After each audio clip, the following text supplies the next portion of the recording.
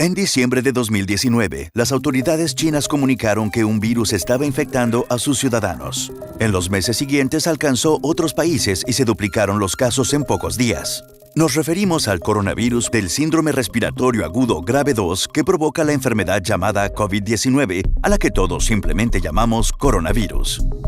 ¿Qué sucede cuando infecta a un humano? ¿Y qué debemos hacer todos?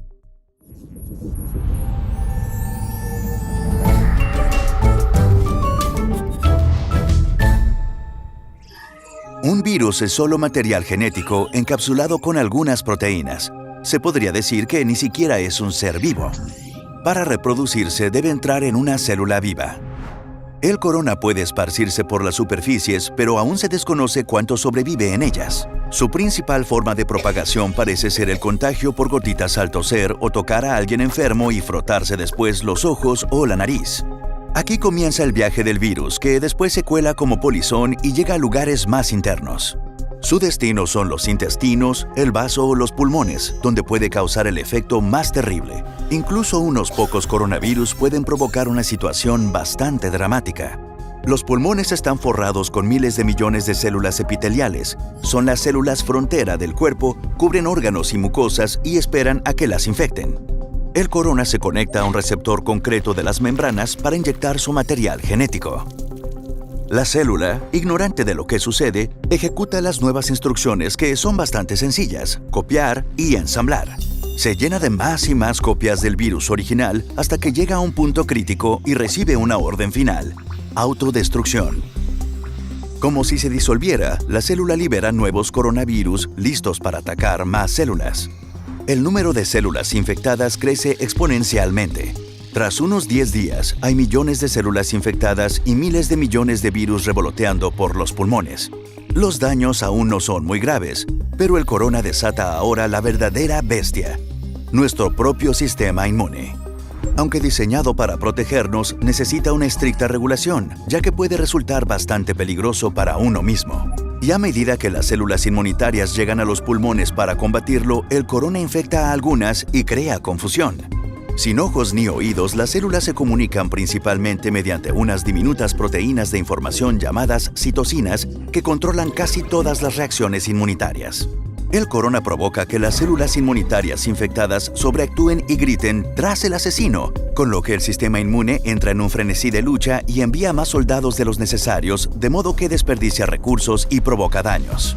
En concreto, hay dos tipos de células que causan estragos. El primero son los neutrófilos, unos especialistas en matar incluso a nosotros mismos. A medida que llegan miles, comienzan a bombardear enzimas que destruyen tantos enemigos como amigos. Otro tipo de células importantes que entran en histeria son las T asesinas, que normalmente exigen a las células infectadas que se suiciden ordenadamente.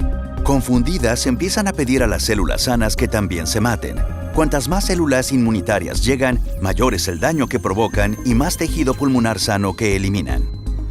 Puede ir tan mal que cause daños irreversibles permanentes y discapacidades para toda la vida. En la mayoría de los casos, el sistema inmune recupera el control lentamente. Mata las células infectadas, intercepta los virus que quieren infectar otras células y limpia el campo de batalla. Comienza la recuperación. La mayoría de la gente infectada ha pasado la enfermedad con síntomas relativamente suaves, pero en muchos casos se ha vuelto grave o incluso crítica. No sabemos los porcentajes porque no todos los casos se han identificado, aunque se puede afirmar con seguridad que son muchos más que con la gripe. En los más graves han fallecido millones de células epiteliales y desaparecido la cubierta protectora de los pulmones, de modo que los alvéolos, esos saquitos de aire a través de los cuales se respira, quedan a merced de bacterias que no suelen dar muchos problemas.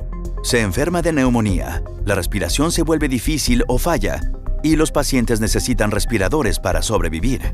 El sistema inmune ha luchado a plena capacidad durante semanas y fabricado millones de armas antivirales, y como miles de bacterias se multiplican rápidamente, está desbordado. Entran en la sangre e invaden el cuerpo. En este caso, la muerte es muy probable. A menudo se compara el coronavirus con la gripe, pero es mucho más peligroso. Es difícil calcular la tasa de mortandad exacta durante una pandemia en curso, pero estamos seguros de que es mucho más contagioso y se propaga con más rapidez que la gripe. Hay dos futuros para una pandemia como la del corona: rápida y lenta. El futuro que contemplemos dependerá de la reacción de todos durante los primeros días del brote. Una pandemia rápida será horrible y costará muchas vidas. Una pandemia lenta no aparecerá en los libros de historia.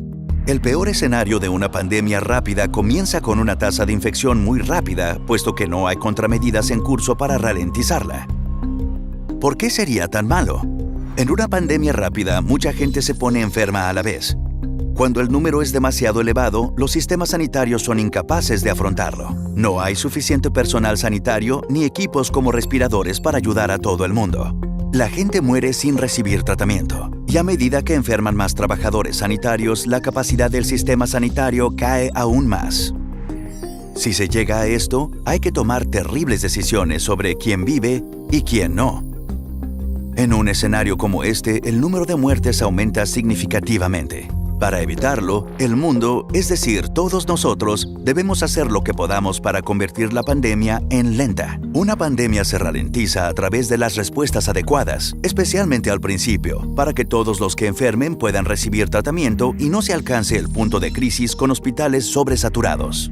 Dado que aún no existe una vacuna, debemos adaptar nuestro comportamiento y actuar como vacuna social, lo que básicamente significa no infectarnos y no infectar a otros.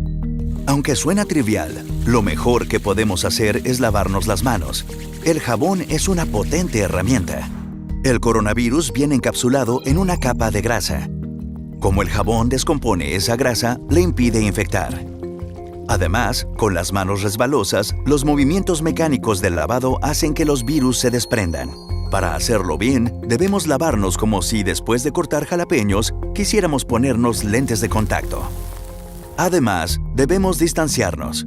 Aunque la experiencia no es grata, es bueno. Significa no abrazarnos ni darnos la mano. Quien pueda debe quedarse en casa para proteger a los que están obligados a salir para que la sociedad siga funcionando. Médicos, cajeros, policías. Dependemos de ellos, y ellos dependen de nosotros para no enfermar. A un nivel mayor están las cuarentenas, en distintos aspectos, desde las restricciones de desplazamiento a los mandamientos de quedarse en casa. Como no son divertidas, no son populares, pero proporcionan un tiempo crucial, especialmente a los investigadores que buscan medicamentos y vacunas. Por eso, en caso de cuarentena, los afectados deben comprenderla y respetarla. No tiene nada de divertido, pero en perspectiva, es un pequeño precio a pagar. El modo en que finalizan las pandemias depende de cómo inician. Si comienzan rápido, con un ascenso muy pronunciado, terminan muy mal. Si empiezan lento, con un ascenso suave, terminan bien. Y al día de hoy, todo está verdaderamente en nuestras manos, literal y figuradamente. Muchísimas gracias a todos los expertos que han ayudado con tan poco tiempo, especialmente a Our World in Data, una publicación de investigación y datos en línea sobre los problemas más importantes y el avance en su solución. Vale la pena visitar su sitio. También incluye una página sobre la pandemia del coronavirus que se actualiza constantemente.